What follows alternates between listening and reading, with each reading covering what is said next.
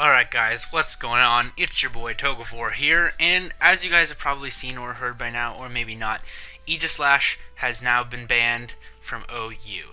And this is both from quote-unquote normal OU, or pre-Pokebank, and also post-Pokebank OU. This is really important for lots of reasons. It's going to open up the metagame, it's going to make Pokemon such as Mega Metagross, and other kind of Pokemon similar to that no longer have to run specific coverage for it. It's going to entirely open up new Pokemon to reach levels of near brokenness IMO. That includes Pokemon like Tapu Lele and Pheromosa. But overall, I think it really opens up team building in a way that's healthy and necessary for the metagame, because when Aegislash is still there clogging everything up, it's really hard to know what other Pokemon actually need to go, especially looking at the new Pokemon like Tapu Lele, Pheromosa, Buzzwole. A lot of those were just consistently at least checked by Aegislash, and now that it's gone, they're going to be opened up, which is going to promote the usage of a lot of the new Mons, and you'll be able to actually see what is necessary, or what is healthy for the OU metagame. And so just going off of this, besides the fact that it was banned, you can look through, I'll link this post in the description, for all the right reasons. One of the biggest things that it brings up is that it, a lot of times, will in games in 50-50s, which is literally just a guessing game.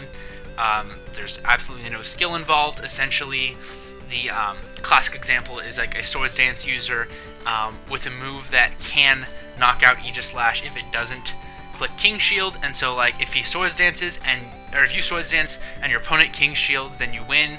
But if you say it's a Weavile, as this example uses, and you click Knockoff and it King Shields, then you lose the game.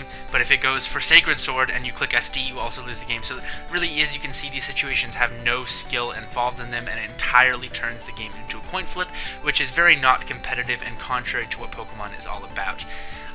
Additionally, what it does is it can fit onto almost every team, because of the amount of Pokemon that it just easily checks and counters, like really threatening ones, for instance. Like, there is not, aside from Aegislash, and there aren't a lot of healthy checks to Tapu Lele in particular. Like, that thing is just going to be insane now, and I think it honestly might even be something that would go before Pheromosa, only because there's still Pokemon such as Alolan Marowak that are able to reliably counter, or at least check Pheromosa, whereas Tapu Lele, there is nothing that switches in anymore. If you're a Life Orb or Spec set and you click Psyshock, even Chansey is 2-hit KO'd, and that thing is just absolutely ridiculous. Because of that, I think you'll be seeing an increase of like Spadef, Mega Scizors running around to try to stop that. But then again, if you just run an HP Fire, you can bot that thing anyway. So I think that's a Pokemon that's really going to go into it. So I've already started talking about it, but I'm going to hop over here onto PS, where I've just thrown on some Pokemon that I think will be massively benefited. Sorry for adjusting my dimensions right now, I'm just trying to make everything fit.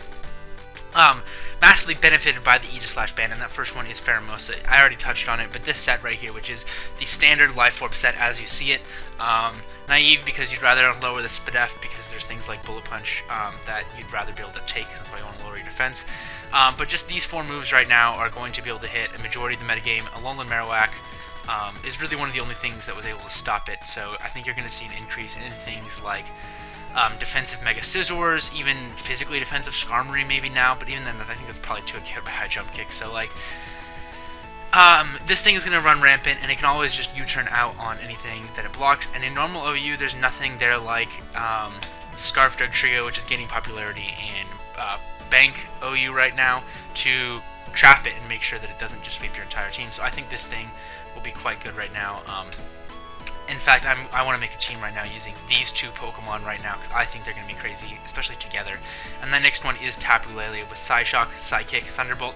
And I would recommend running HP Fire in that last slot to hit things like Mega Scizor, which I think will rise in popularity quite a bit. I think there's 3 viable sets, pretty simple items. I mean, that's the only thing that really matters. I don't know why this set is bulky, but I think that almost every set you want to be Timid Max, maybe Modest Max on the Scarf set, but because you don't see a lot of slower Scarfers right now, so I think that Modest Max could work on a Scarf set. But in general, this, and you're just either going to run Choice Specs, Life Orb, or Choice Scarf on this, and it just has an amazing ability to sweep through teams. It no longer needs to run Shadow Ball to hit Aegislash, and it's going to be really opened up. I think this is going to really force the usage of some specific Pokemon, which I will talk about later. These 2 slots, I would actually probably take Thunderbolt off for Moonblast for your other stab, and then Hidden Power Fire. Especially on a Life Orb or Spec set, on a Scarf set, I probably wouldn't run Psyshock for Chansey, as it's not going to 2-hit KO anyway. So then in that case, I probably would run T-Bolt HP Fire. T-Bolt just because it hits things like the Skarmories and Celesteela is a lot harder. But yeah, this mon's going to be insane. Another thing which hasn't been getting a ton of usage, but now that Buzzwole can more freely spam its fighting and bug moves, I could see something like a Choice Scarf Buzzwole being really powerful right now, as there is not a lot of rampant ghost types running around. So yeah, I think that could be really, really cool. And just any Buzzwole set, sub, you know, whatever. It was rising in usage while Zygarde was in the tier, as a nice switch into Zygarde and then, you know, Ice Punch it. But now that that's gone, I don't know, we'll see about this thing, but I think it'll get more usage. One of the huge things, though, that Aegislash frees up is Kartana. Before, it was always a 50-50 mon. Usually people's initial switch-in would be Aegislash, so if you SD'd on and switch-in, you just had a 50-50 because Night Slash, like, pretty much knocks it out if you're a Life Orb set. At +2 if you do make the play with the SD. But the thing is that if they King Shield and get you like that, then like Shadow Ball just Okos. I mean, look at this thing spit F, literally 31, literally 0. But now that that thing is gone, you're going to see this thing open up a lot IMO. You don't really need to run Night Slash anymore, and you can, you know, this thing gets kind of unconventional coverage, I would say, but you do get your dual stabs, you get a nice fighting move in Sacred Sword, which helps take on a lot of Pokemon. That was not very specific, but you know what I mean. You can even see things like Psycho Cut to take on the likes of Buzzwole, you know, whatever. But really, I think in particular, its Steel Stab is going to get a lot better, and I think you'll start seeing things like you see a lot of more Scarf variants that are meant to clean up late game with its Beast Boost on its massive attack stat. So, the next Pokemon that I think will get a lot better is the Specs Como set. And also its Dragon Dance set, because before you could not run Fighting Stab because of Aegislash. And although it's not the best thing on a DD set, like Sky Uppercut's still a nice fighting move, and that'll open it up a lot more to beat things like a weakened Celesteela or Skarmory, which before was unable to do. And additionally, right now its Spec set will just get even better with that Specs Clinging Scales, which is almost as powerful as a Draco Meteor with a more minor mal effect after you use the move. And you just no longer have to predict with going for your flamethrowers or making sure you're an EQ on a DD set, because that monster is gone. And I think it'll open up the metagame for this thing, which is really cool. And that last one is a Pokemon that is going to force a Skarmory or Celesteela on almost every team, as a lot of these Pokemon do force. And because of that, as an extension, I didn't put it on here, but I really think that Magnezone, it already was one of the best Pokemon in the metagame IMO, but I think Magnezone is just going to get even better, as it will open up things for your Metagross and Mega Pinsir, as you will start to see those more and more as a response to this monster, and these two monsters, and actually all of these fucking Pokemon, make steals a lot more of a necessity. And so because of that, I think Mega Metagross is now a good addition on almost every single team, especially now that it gets its speed buff right away with the new Mega rules. That makes it really nice. But now you might be thinking, how the hell am I going to deal with all of these monsters? Well, hopefully I have some answers with you. I have a few Pokemon, really just 4, that I think you'll start seeing more and more. And one of those, if you do watch Mr. Jamvad, he did use this on a team that he had with Bruxish, but I think that Assault Vest Muck will become even more of a necessity in this meta. It is a solid switch into Tapu Lele, as it is immune to its Psychic Stab and being neutral to its Fairy Stab, as well as, you know, just having that immense special bulk, as well as the fact that Tapu Lele's Moonblast is not boosted by its ability, so it's not as powerful. So Alolan Muck is a pretty good switch into it.